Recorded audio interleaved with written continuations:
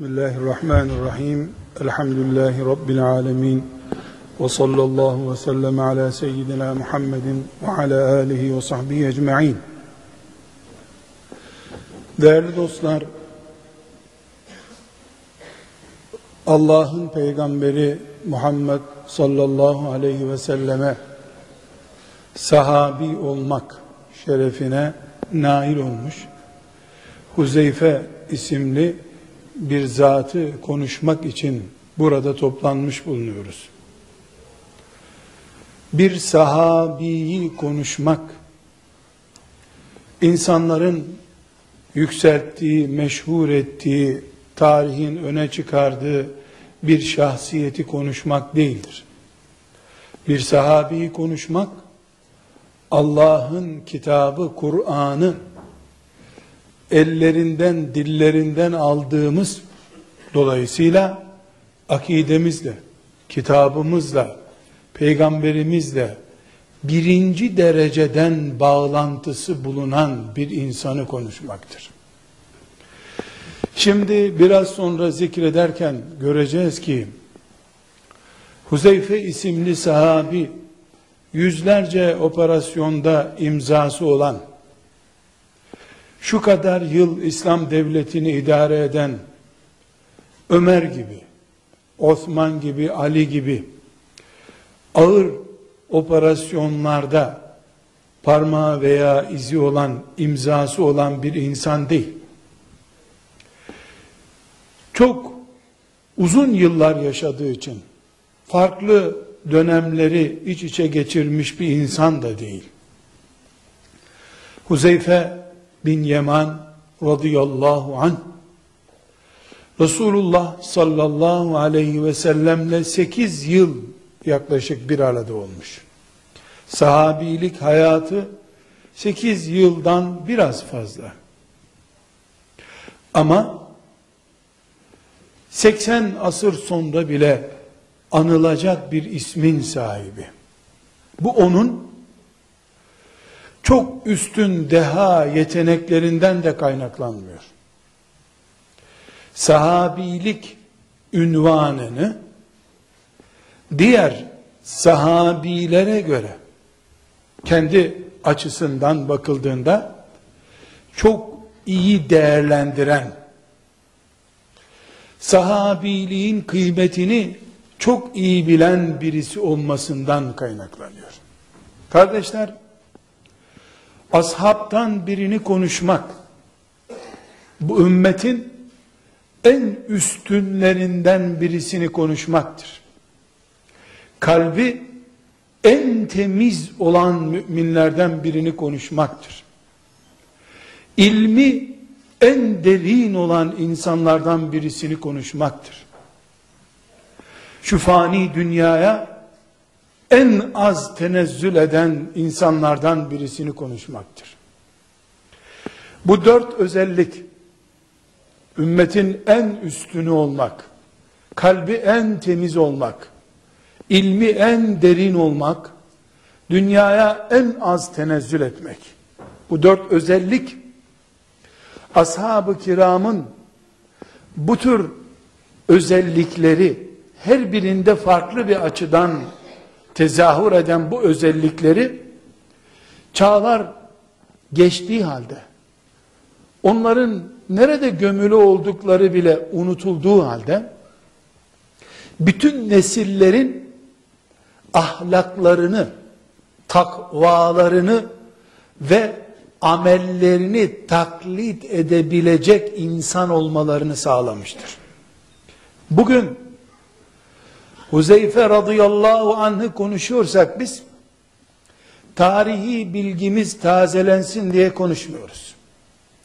Peşinden gidilecek, ahlakı gibi ahlaklanılabilecek, ilmiyle amel edilebilecek, örnek alınabilecek bir insan konuşuyoruz.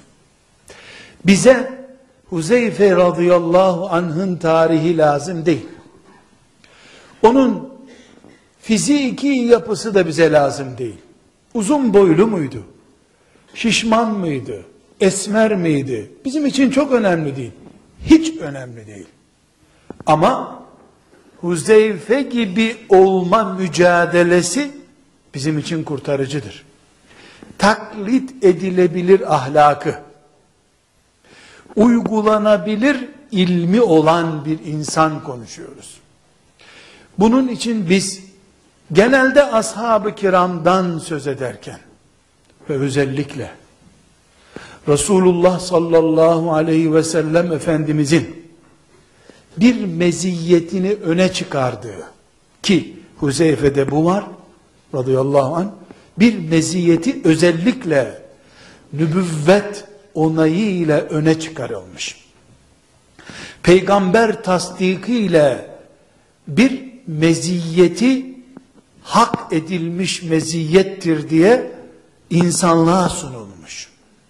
Böyle bir insanı konuşurken tarihi şahsiyetlerden birisini konuşur gibi dinleyemeyiz. Kendimize kurtarıcı bir insan, örnek bir şahsiyet bulmanın ciddiyetiyle dinleriz. Tekrar vurgulamak için söylüyorum. Huzeyfe İbnül Yaman radıyallahu anh'ın bize kadar intikal eden bilgileri, ondan nakledilen hadisler de dahil olmak üzere, onun adının geçerek bize nakledilen hadisler de dahil olmak üzere, bir A4 ebatındaki 40 kağıdı dolduracak kadar değildir. Rivayet ettiği hadisler de bunun en az 30 kağıdını dolduracak hacimdedir. Ama Huzeyfe'nin şahsiyetiyle ilgili, siyasi, ilmi, dini çalışmaları ile ilgili, Peygamber aleyhissalatu vesselam'la ilişkileriyle alakalı, bize nakledilen sahih ve zayıf bilgilerin tamamı 40 sayfayı dolduracak ebatte değildir. İlla Huzeyfe ile ilgili bir kitap yazacak olsak, bu A4 kağıdı üzerinden 40 sayfayı geçecek çapta değildir. Başlık üstüne başlık atarsan 42 sayfaya çıkarabilirsin. Ama Huzeyfe ile ilgili bir satırlık bilgi var. Bugün ümmeti Muhammed o bir satırdaki paydan kendisine bir şeyler çıkarabilse farklı olurdu.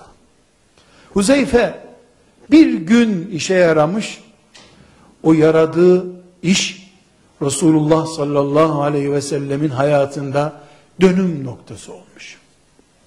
Bunun için biz Huzeyfe'yi konuşmak istiyoruz. Ama yüzlerce başlık açılabilecek bir şey yok Huzeyfe'de. 3 başlık var. O 3 başlıktan büyük bir ders çıkarma imkanımız var. Kardeşler, özellikle Allah'ın peygamberinin ashabını dinle ilgili bir konu olarak dinlemek zorundayız. Dilimiz, rengimiz, coğrafyamız ne olursa olsun Huzeyfe bizimle ilgilidir. Ezanla ilgimiz bulunduğu sürece, namazla ilgimiz bulunduğu sürece, Medine'ye bağlı bir yürek sahibi olduğumuz sürece Huzeyfe bizden biridir. O Arap değil. O Mekkeli, Medineli değil. O Muhammed sallallahu aleyhi ve sellemin ashabındandır. Abdullah İbni Mesud radıyallahu anh'ın çok hoş bir tespiti var. Ahmet bin Hanbel'in müsnedinde rivayet ettiği, bu Abdullah İbni Mesud kendisi de bir sahabidir zaten. Bizim bugün Huzeyfe'yi konuşmakla radıyallahu anh ne anlamamız gerektiğini ya da Huzeyfe'ye bakacak penceremizden ne görüleceğini başka bir sahabinin lisanından dinleyelim. Diyor ki, Allah yarattığı bütün insanların kalplerine baktı. Muhammed Aleyhisselam'ın kalbini yarattığı kulların en iyi kalpli olarak gördü. Allah'ın yarattığı insanlarda en büyük kalp, en değerli kalp Abdullah'ın oğlu Muhammed sallallahu aleyhi ve sellemin kalbidir. Böyle gördüğü için de Allah onu kendisinin en büyük peygamberi olarak seçti. Sonra en büyük peygamber olarak seçtiği Muhammed sallallahu aleyhi ve selleme iman eden ilk neslin ashabının kalplerine baktı Allah. O kalpleri de peygamberlerinin dışındaki kullarının en iyi kalplileri olarak gördüğü için Muhammed'in birinci dereceden adamları, dini için ilk cihat şerefine eren insanlar olarak onları seçti diyor.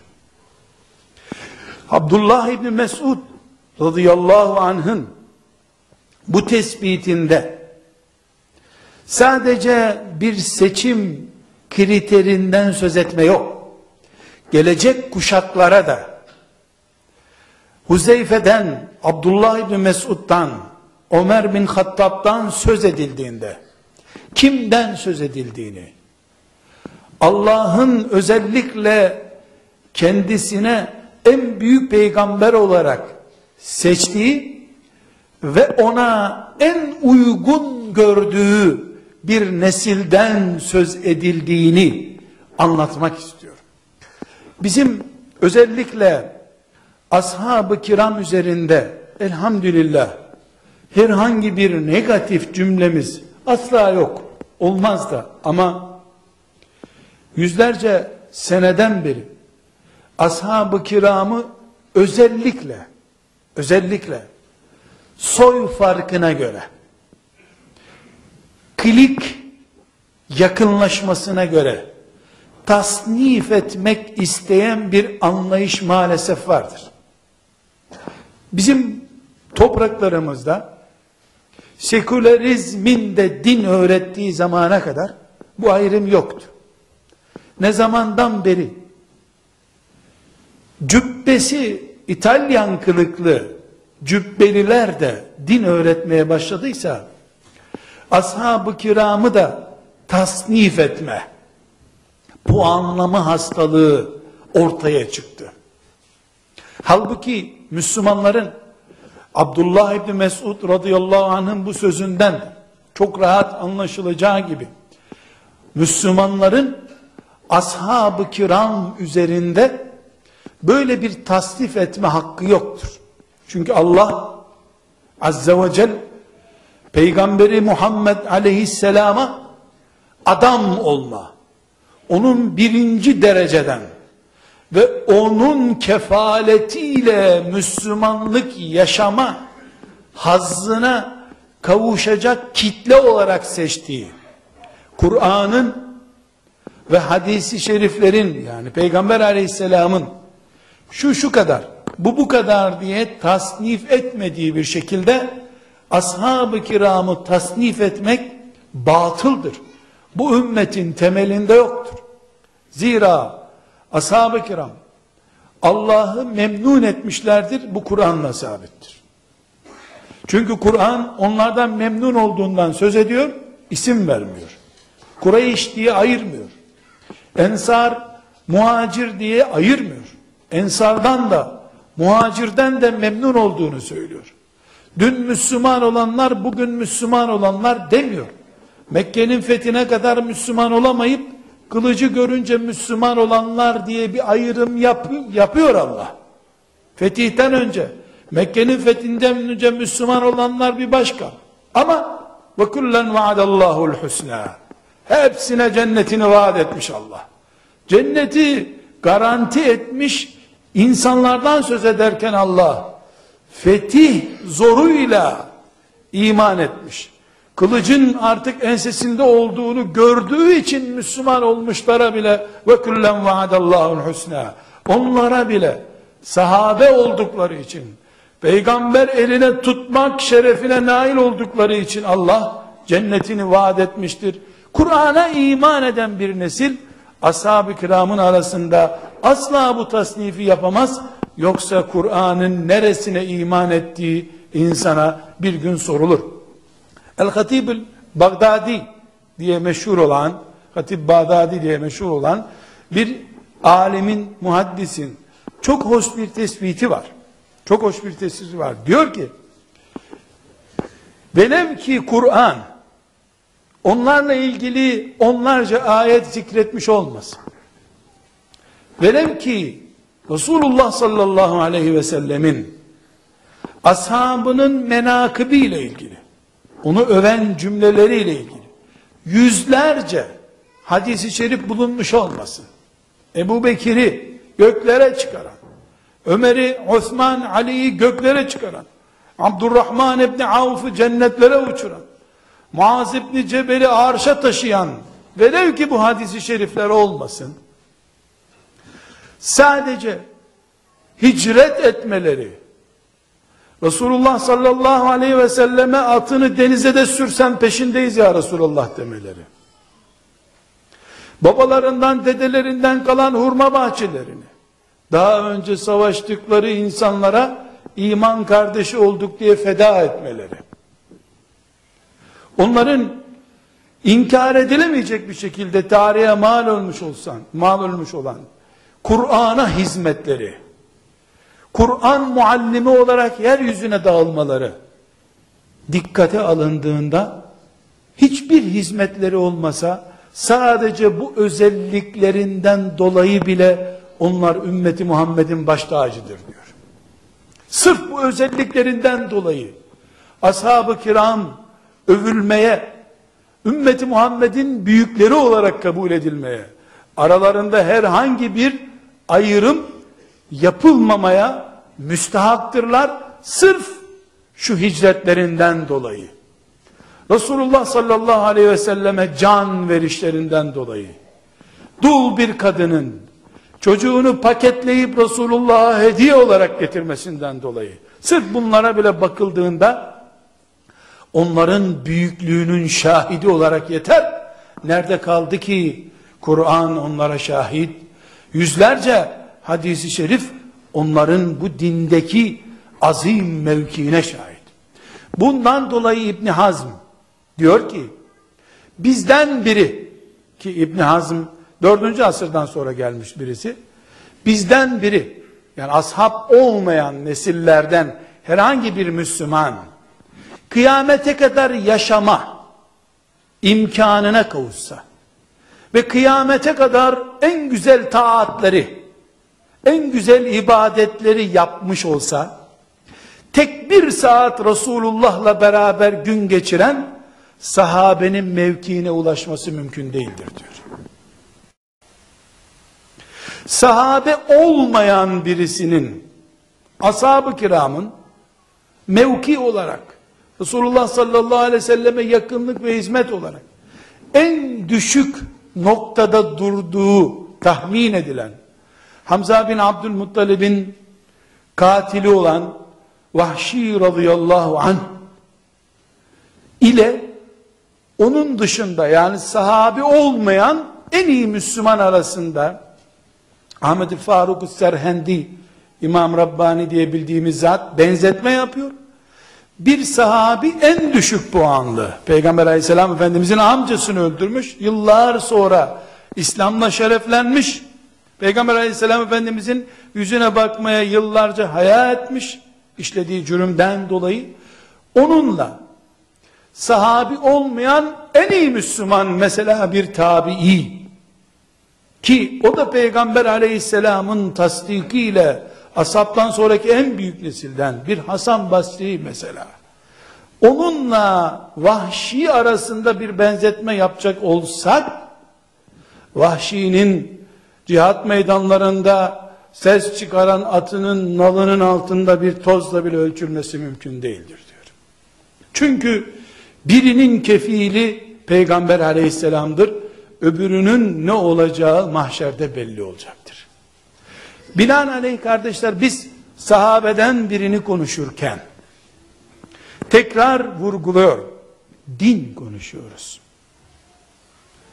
İşledikleri bütün cürümlere rağmen, Peygamber aleyhisselamın huzurunda kırdıkları onca pota rağmen, hatalarına rağmen, Kur'an Kur'an'la tescil edilmiş bulunan günahlarına rağmen. Zira onları filan surede öven Kur'an, filan surede de niye böyle yaptınız, ne büyük ayıp yaptınız, ne biçim günah işlediniz diye yeriyor. Ama dün yerde Allah, öbür gün övdü. Demek ki onları işledikleri hatalarıyla, girdikleri bataklıklarıyla kabul etti Allah. İslam'dan önceki hatalarıyla, İslam olduktan sonraki yanlışlarıyla kabul buyurdu. Kur'an böyle gösteriyor, hadis-i şerifler böyle gösteriyor. Bunun için değil, bizim şeyh efendilerimizle, bizim ulemamızla, bizim mollalarımızla, ashab-ı kiramın bile ilk iman edenleriyle sonradan iman edenleri arasında bir kıyaslamayı Resulullah sallallahu aleyhi ve sellem Efendimiz kabul edememiştir. Sonradan Müslüman olanlar da sahabi, Kur'an teminatlı insanlar oldukları halde ilk Müslümanlarla karşı karşıya geldiklerinde aleyhissalatü vesselam Efendimizin tepkisi ne oldu? Allah, Allah, Allah, eski dostlarımı bana bırakın buyurdu. Siz karılarınızın yanındayken onlar benim yanımdaydılar. Vallahi siz Uhud dağı ağırlığı kadar altını Allah için infak etseniz, onların Allah için verdiği bir avuç, hatta o bir avucun yarısı kadar buğdayın sevabına bile ulaşamazsınız.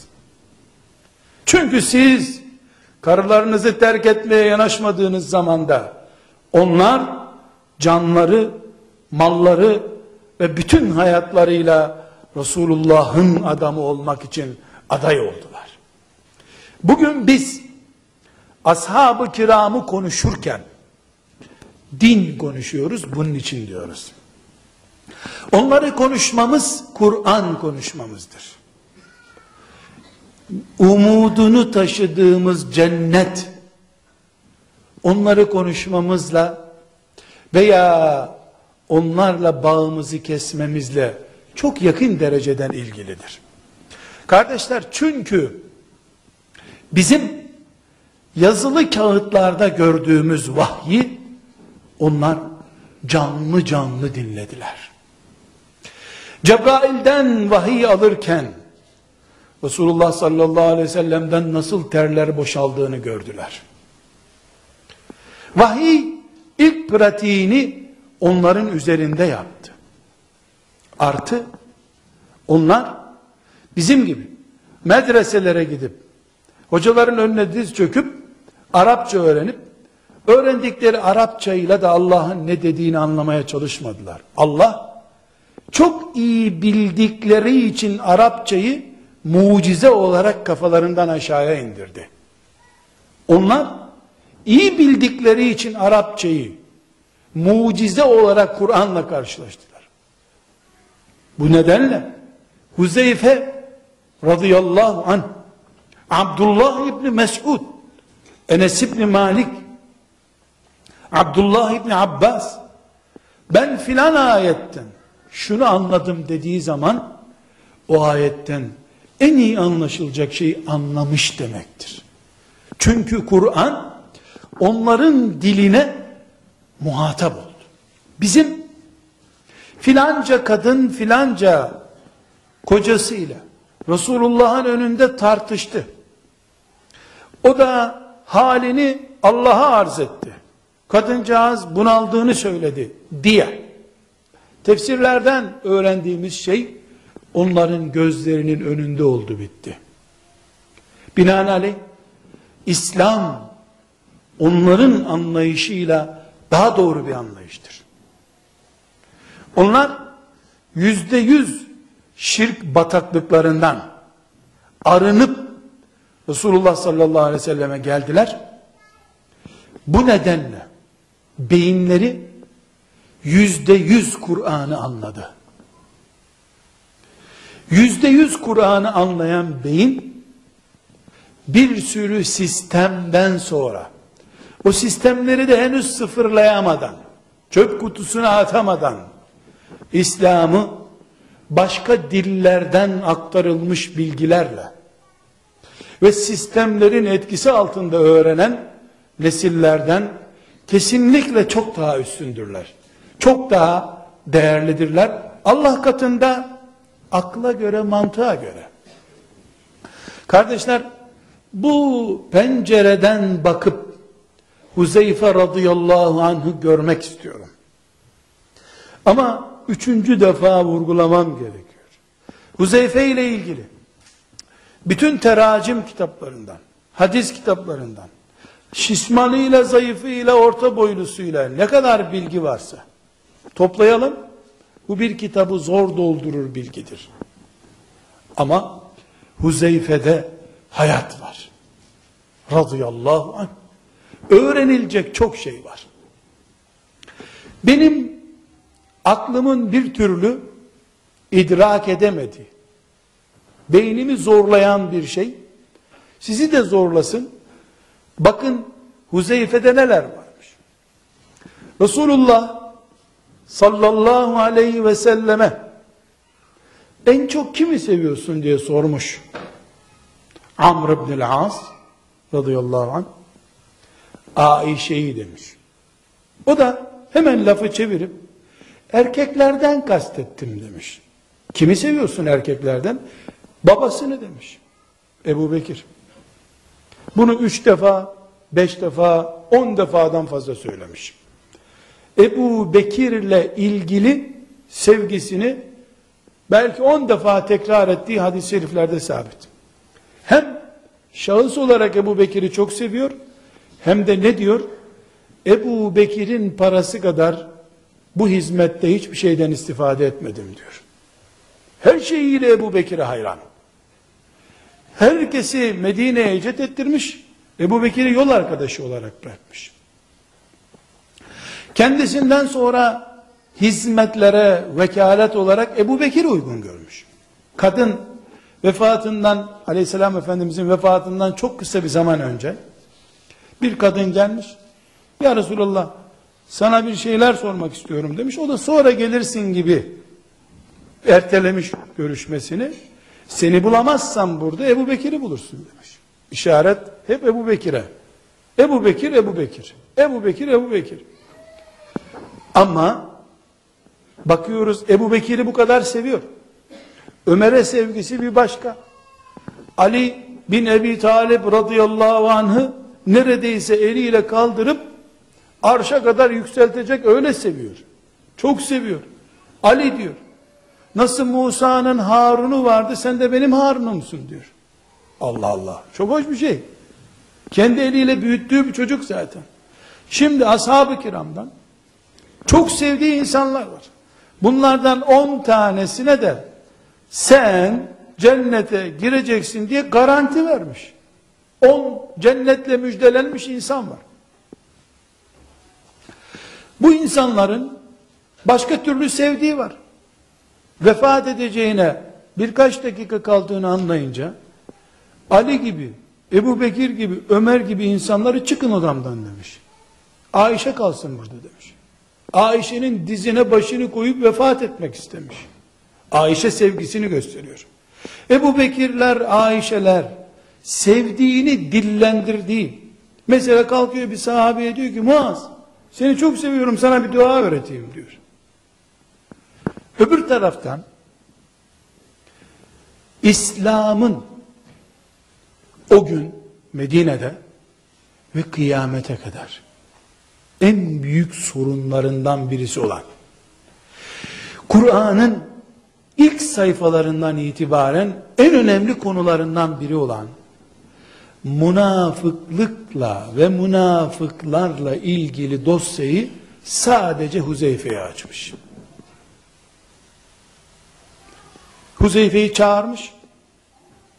Ebu Bekir'in de olduğu bir yerde, Ayşe'nin de olduğu bir yerde, o bütün sevdalılarının olduğu bir yerde, 20 küsür yıllık Müslümanlar yanında dururken birkaç yıllık Müslüman olan Huzeyfe'ye sana isimler vereceğim, bu isimler bu ümmetin münafıklarıdır demiş. Kimseye de söylememesini söylemiş. Şimdi dese ki ben öldükten sonra sen bunları Ebu Bekir'e verirsin, bundan bir anlam çıkaracağız. Hani Ebu Bekir öldürülür, sivri bir adam. Huzeyfe sivri bir adam değil, emanet olarak isimleri ona verdiği ortaya çıkar o zaman. Kimseye söylememesini de tembih etmiş. Şimdi bu peygamber değil, Ebu Bekir değil, halife olması mümkün değil, birinci dereceden ilk iman edenlerden değil, hicretten sonra Müslüman olmuş, anası Müslüman olmuş, babası Müslüman olmuş, bu sonra Müslüman olmuş üstelik. Çok ahım şahım, atılımlı bir Müslümanlığı da yok. Ama çağırmış, Allah'ın Cebrail'in peygamberine bildirdiği 12 ismi, 12 münafık başını Huzeyfe'ye teslim etmiş. Burada oturup Huzeyfe'nin bu isimleri bilmekte ne elde ettiğini çözemiyoruz. Çünkü Huzeyfe bu isimleri bilse ne olur, bilmese ne olur? Zira kendisinden sonra siyaseti Huzeyfe'ye teslim etmeyeceği belli bir şey. Neden? Liderleriniz Kureyş'ten olsun demiş. Huzeyfe Kureyşli değil. Kureyş kökenli de Kureyş'ten değil. İntisap etmiş, Medineli olmuş. Ensar kökenli. Yani siyasi yönetime gelmeyeceği belli bir şey Huzeyfe'nin. Huzeyfe'ye bu isimler yaramayacak. Sadece Huzeyfe cenaze namazları kılınacağı zaman kimin cenazesi var diye soruyor. Bazı cenazeleri kılmamış. Anlaşılmış ki Huzeyfe'nin kara listesinde bu adam var. Ömer bin Hattab radıyallahu anh da cenazeye çağrıldığı zaman Huzeyfe orada mı diye soruyormuş. Huzeyfe katılmıyorsa da katılmıyormuş cenazeye. Bir keresinde de cenaze namazına tam tekbir getirecekken cimciklemiş Ömer'i. Dönmüş, ne oluyor demiş. Kılacak başka bir şey bulamadın mı demiş. Çekilmiş onu oradan. Ömer bilmiyor. Ama dönüyorsun Ömer'i anlatan hadislere ne diyor? Ben peygamber olmasam Ömer olurdu diyor. Hak Ömer'in lisanı üzerinden iniyor diyor. Ama münafıkların listesi Ömer'de yok. Ömer'deki de bir sıkıştırıp Huzeyfe o isimler benim bulunduğum isimler midir diyor. Kendisinin de o isimlerde olup olmadığını garantisi yok. Sonunda sıkıştırmış onu. Huzeyfe demiş, benim valilerim arasında o isim var mı demiş. 12 isimden biri varmış. Bir kişiden şüphe edebilirsin demiş. İsmini söylememiş. Şimdi biz Resulullah sallallahu aleyhi ve sellemin Huzeyfe'ye bu tür yüklenişini çözmeye çalışıyoruz. Biraz sonra bunu tam çözeceğiz. Ama önce duygusal bir dosya açalım. Kardeşler,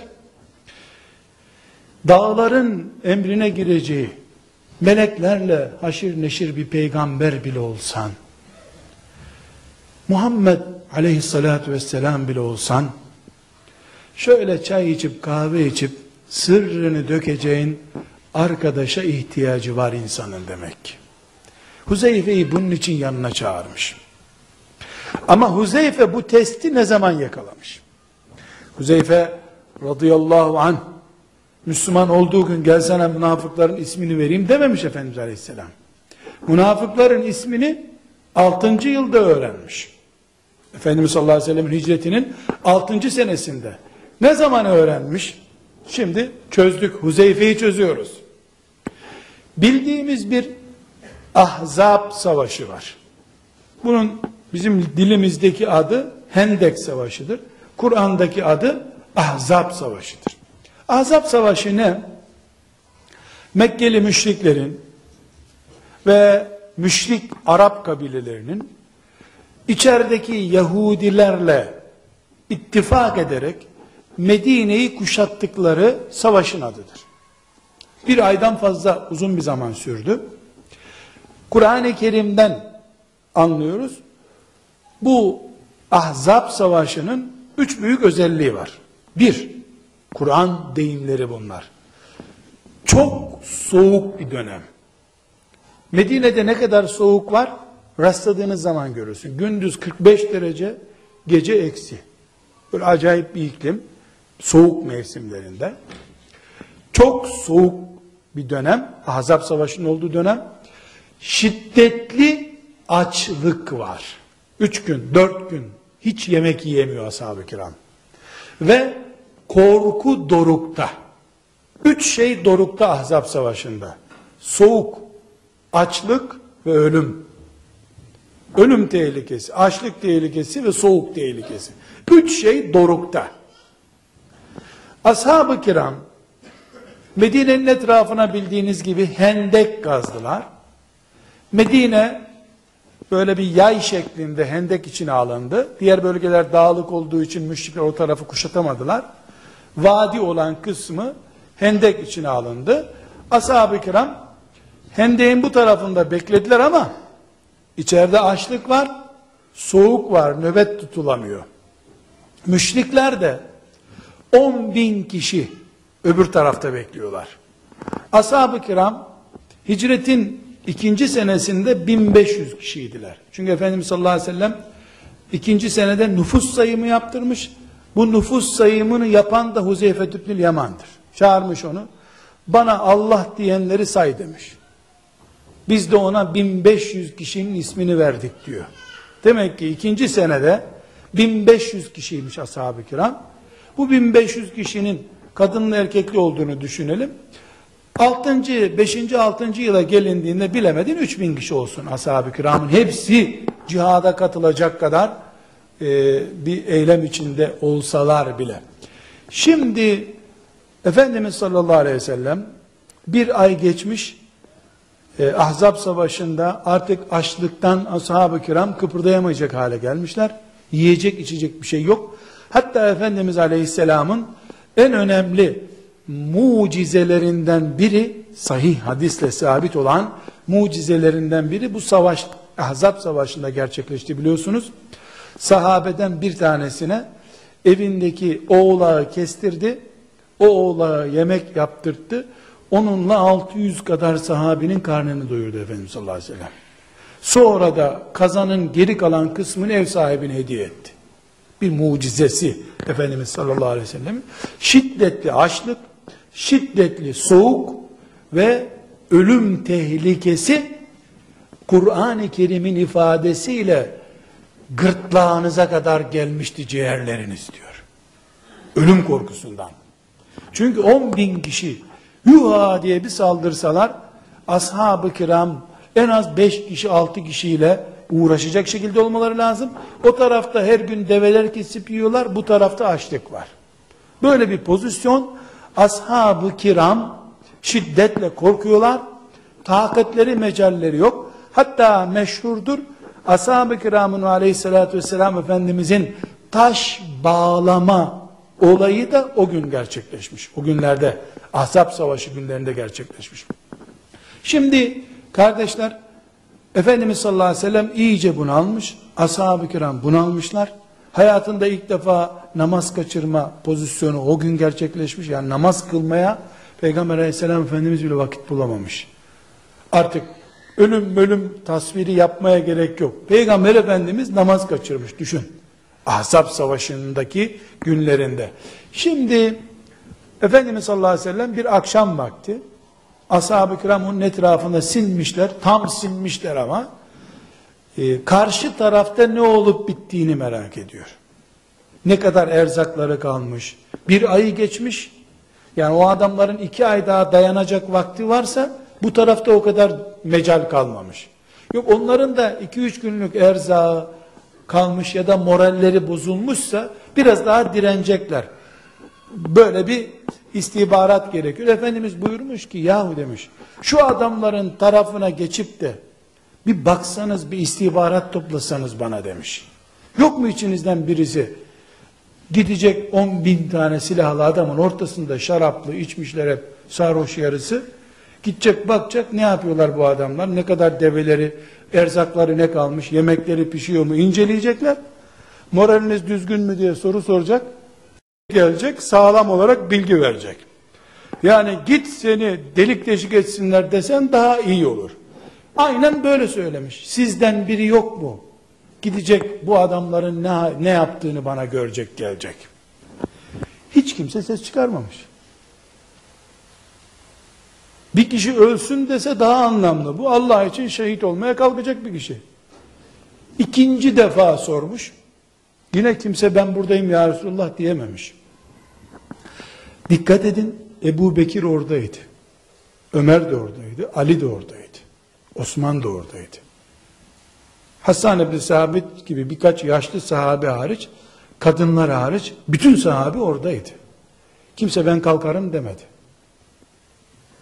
Dördüncü defasında Huzeyfe diye anmış. Kendisi diyor ki Huzeyfe deyince ayaklarımın mecali kesildi diyor. Sen git diyecek.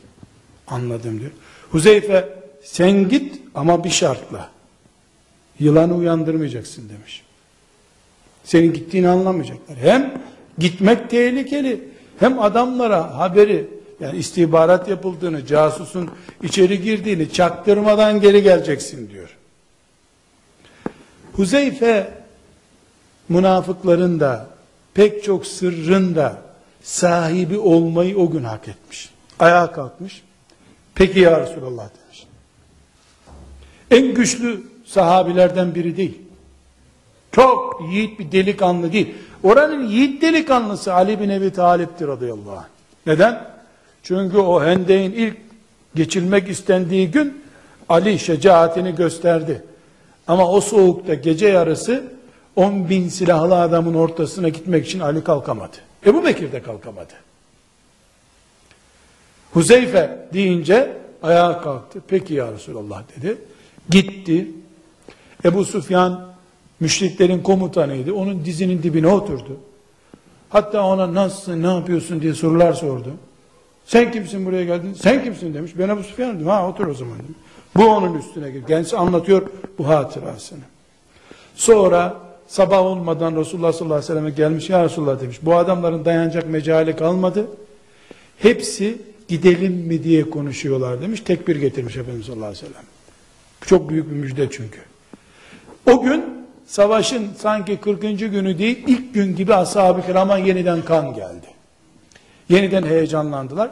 Daha sonra bildiğimiz gibi ashab-ı kiram, Allah onlardan razı olsun, herhangi bir kılıç kullanmaya ihtiyaç duymadan Allah'ın yardımıyla müşrikler perişan oldular. Onların tarafında çok korkunç bir fırtına çıktı. Çadırlarını, hayvanlarını uçurdu gitti.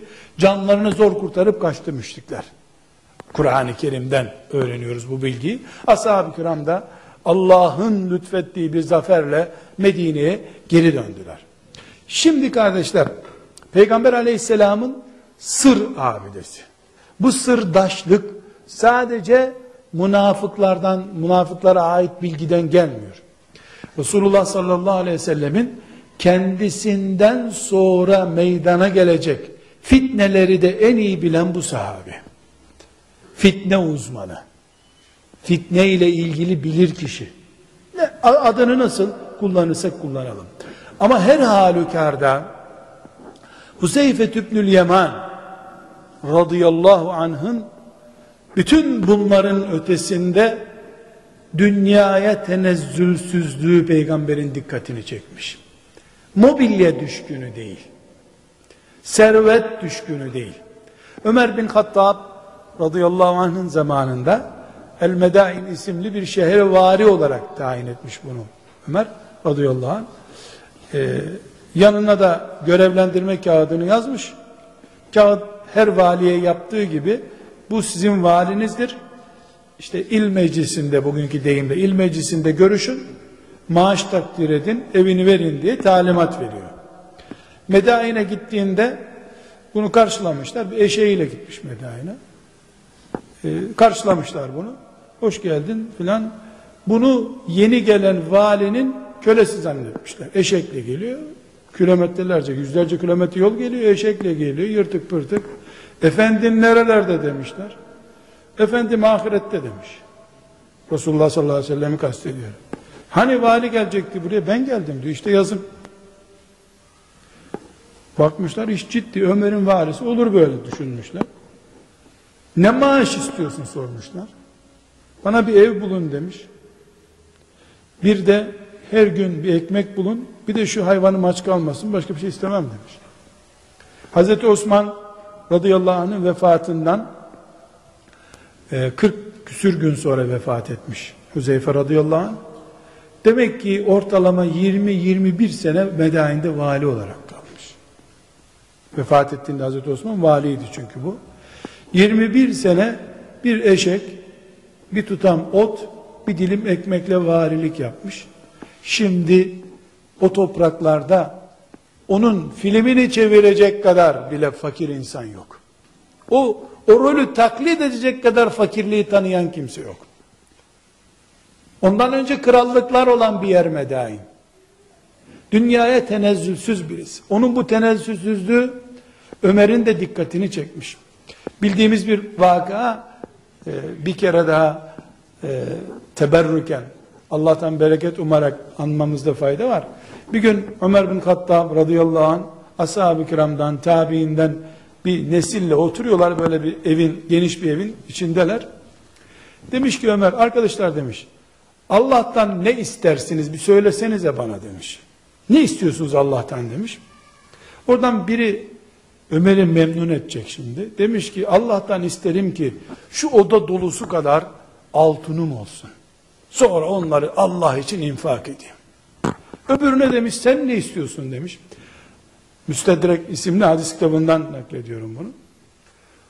O da demiş ki benim isterim ki bu oda dolusu mücevherlerim olsun, onları infak edin. Bir puan üstten gidiyor derken herkes değerli bir şeyden o oda dolusu istemiş. Sonra demişler ki Ömer sen bizim ağzımızı yokluyorsun, sen ne isterdin? Durmuş demiş ki ben Allah'tan isterdim ki Ebu Ubeyde İbnül Cerrah, Muaz İbni Cebel, Salim ve Huzeyfe gibi bu oda dolusu bir adamım olsa da onlarla Allah için çalışsam demiş. Ben de öyle isterdim. Onların mantığında işi para görüyor. Çok mücevherin olursa insanlara Müslüman yaparsın. Ömer'in anlayışında İslam'ı Huzeyfe büyüttü. Salim büyüttü. Muaz İbni Cebel büyüttü. Ebu Ubeyde büyüttü. Bu saydığı isimlerin hepsi de vefat etmişler. Demek Ömer bir yalnızlık hissediyor.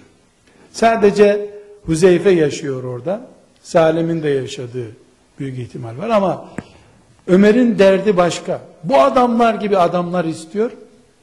Onlarla Allah için çalışacak. Muaz'la yola çıkacak. Ebu Ubeyde ile yola çıkacak. Demek ki Resulullah sallallahu aleyhi ve sellemin Huzeyfe'ye bakışıyla Resulullah sallallahu aleyhi ve sellemin ikinci halifesi olan Ömer bin Hattab'ın Huzeyfe'ye bakışı arasında benzerlik var. Tekrar kardeşler biz bu güven abidesine dönelim.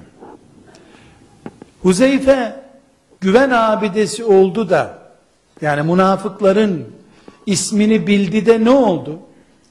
Mesele sadece münafıkların ismini bilme meselesi değil. Huzeyfe'nin eli de güvenliydi. Vali oldu. Valiliğinden tek bir elbiselik bütçe almadan çıktı gitti. Sadece eşeğinin yemi, günlük ekmeği ve bir gecekondu istedi halktan. O da onlara hizmet edebilmek için. Ebu Ubeyde de öyleydi.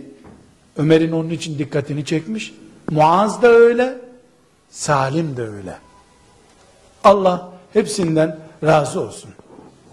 Kardeşler biz dedik ki ashab-ı kiramın hayatını dinimizle ilgisi bulunduğu için onlara imrenerek baktığımız için öğrenmek istiyoruz. Herhangi bir şekilde ashab-ı kiramda büyü yok. Yani ashab-ı kiramı çok ismini anınca, mesela Huzeyfe'nin ismini 1000 defa tekrar edince insan cennete girmez. Tesbih yapılmaz Huzeyfe'nin isminden. Huzeyfe'den örnek alınır.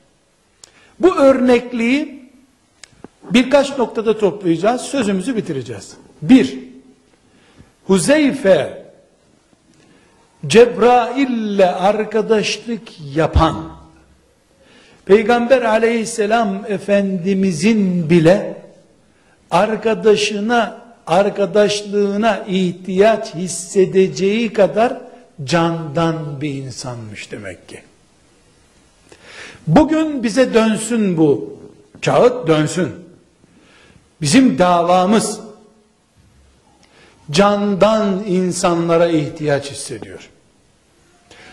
Resulullah sallallahu aleyhi ve sellem Huzeyfe'yi gözüne ısırdı.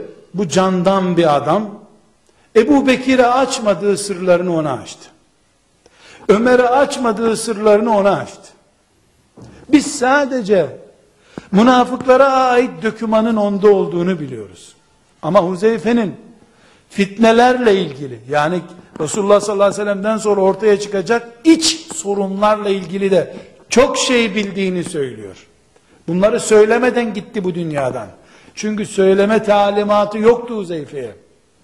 Bir, Huzeyfe candan dosttu. Bütün meleklerin arkadaşlığına rağmen, sevgili Ayşe'sine rağmen, sevgili Ebu Bekir'ine rağmen, Resulullah sallallahu aleyhi ve sellem o arkadaşlığa ihtiyaç hissetti. İki, Resulullah sallallahu aleyhi ve sellem bu arkadaşlığı test etti. Nerede? Hendek'te. Nasıl test etti? Ölümden beter bir korkuyla test etti. Çünkü ölüm dediğin, kafan koptu 10 saniye sürür. Akşamdan sabaha kadar istihbarat yapmak için 10.000 silahlı adamın ortasında durmak, ölümden zor bir şey. Bu testten Huzeyfe çok başarıyla geçti. Allah ondan razı olsun. 2. Şimdi 3. bize dönük bir noktaya geleceğiz. Bu Peygamber aleyhisselama candan dost olmanın dünyada da görülen bir sonucu oldu kardeşler. Bu sonuç Ömer'in radıyallahu anh sevgisine ulaşmak, Ömer'in sevgisiyle simgelenmiş bir noktada olmak olabilir.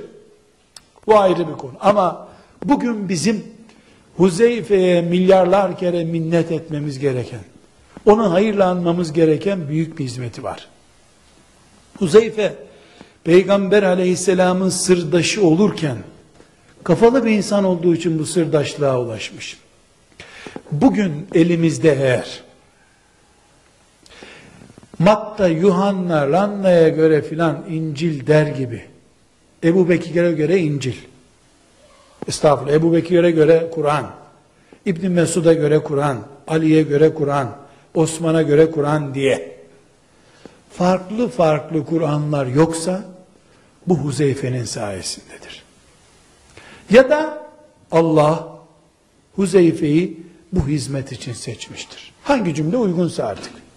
Elbette Allah'ın iradesiyledir. Ama Allah on binlerce sahabinin arasından Huzeyfe'yi seçmiştir. Zira Huzeyfe yeni Müslüman olanlarla eski ashab arasında Kur'an okurken lehçe farklılıklarının çıktığını, herkesin de kendisini haklı gördüğünü anlayınca işini gücünü bırakmış, Medine'ye gelmiş. Osman İbni Affan radıyallahu anh halife, Kur'an biliyorsunuz Ebu Bekir radıyallahu anh zamanında tek kitap haline getirilmiş ama herhangi bir şekilde insanların elinde değildi. Deyim yerindeyse devlet arşivinde duruyordu. Önce Ebu Bekir'de kaldı, sonra Ömer'de kaldı. Ömer radıyallahu anh vefat ederken de kızı Hafsa'ya bıraktı onu, Efendimizin hanımına. Hafsa'nın sandığında duruyordu Kur'an. Herkes de kendine göre okuyordu. Huzeyfe bu kendine göre okuyuşun bir gün İncil'in akıbetine doğru Kur'an'ı kaydıracağını hissetmiş. Medine'ye gelmiş, Osman İbni Affan'a demiş ki, Osman, ya emrel müminin, bu ümmeti Kur'an'ını parçalamaktan kurtar demiş. Ne yapayım demiş. Resmi musaflar çıkar demiş. Böylece insanlar devlet onaylı musaf okusunlar demiş. Osman da bu fikri çok uygun görmüş. Hafsa'nın elindeki radıyallahu anha musafı alıp ondan 7 tane çoğaltmış. O zaman İslam toprakları 7 eyalet. Her birini mühürleyerek her vilayet valisine bir tane teslim etmiş. Böylece kısa bir zamanda bugün Afrika'dan Kuzey Kutbu'na kadar okuduğumuz Fatiha hep aynıysa, bu aynılığı Huzeyfe radıyallahu anh'ın projesi gerçekleştirmiş. Bu onun Kur'an'ımıza hizmeti. Resulullah sallallahu aleyhi ve sellem onun bu hizmetini görmedi. Çünkü ondan çok yıllar sonra oldu bu iş. Ama Huzeyfe bu hizmeti yapabilirdi. Bu kapasitede bir sahabiydi. Resulullah sallallahu aleyhi ve sellem bunu biliyordu. Allah ona vahyetmişti muhakkak. Öbür türlü Huzeyfe sivrilen bir isim olmayacaktı. Kardeşler, ashab-ı kiramı biz özellikle tuttu kalenin kapısını Ali, bir kaldırdı, kalenin kapısı kalkınca müşrikler kaçtılar. Böyle film kahramanı gibi istiyoruz. Her sahabi öyle film çevirecek çapta değildi. Ama Kur'an'ı bize ulaştıracak hizmeti yapanları oldu. Huzeyfe kıyamete kadar Kur'an'la anılmalı. Huzeyfe bir lider ne kadar güçlü, ne kadar müeyyet olursa olsun, Allah'tan teyit görmüş bir lider bile olsa, sır dostlarına ihtiyacı olacağına dair örnek olarak kalsın. Huzeyfe kendisine en çok ihtiyaç hissedilen günde ölümü göze alıp müşriklerin ortasına girecek çapta yürekli bir Müslüman olarak gençlerin örneği olsun. Sıkışınca bizim işimiz vardı, biz taşınacaktık, hanım doğum yapacaktı diyen her Müslüman Hendek'teki Huzeyfe'yi unutmamalıdır. Sadece peki ya Resulallah dedi, kalktı gitti. Kaldı ki diyebilirdi ki ya Resulallah Mekkelilerden birini gönder, o adamları daha iyi tanır. Bir sürü mazereti vardı. Bu mazeretleri hiç aklına bile gelmedi. Bir şey söyleyeyim mi? O da çok önemli. Kendisi o olayı anlatırken hiç korkmadım, nasıl olsa Resulullah arkamdadır demiyor. Çok korktum. Elim ayağım titredi. İçim boşaldı diyor. Ama Resulullah emretti, kalktım gittim diyor. Gerçeği söylüyor. Çok korkmuş. Ama korkudan dolayı Resulullah sallallahu aleyhi ve selleme ama ile cevap vermemiş. Tekrar özetliyorum. Sır adamı, güven abidesi. Kur'an'a hizmette 2 numara Ebu Bekir'den sonra. Radıyallahu anhum cemiyan. 3, zor günün adamı. 4, ama kelimesi sözlüğünde yok ve bunların toplamının şahidi zahitliği, dünyaya tenezzülsüzlüğü. Dileriz Allah onun gibi olmayı nasip eder etmez. Onu istemek hakkımız olur olmaz. Sahabilik hariç tabi. Ama yine isteriz Allah'tan o yolda olmayı da en azından onun şefaatiyle cennette onunla ve Allah'ın diğer dostlarıyla beraber bulunmayı bize nasip etmesini dileriz. Bunları konuşmamız, onu huzur içerisinde, huşu içerisinde dinlememizin şefaatine de vesile olmasını Allah'tan niyaz ederim. Ve sallallahu ve sellem ala seyyidina Muhammed ve ala alihi ve sahbihi ecma'in velhamdülillahi rabbil alemin.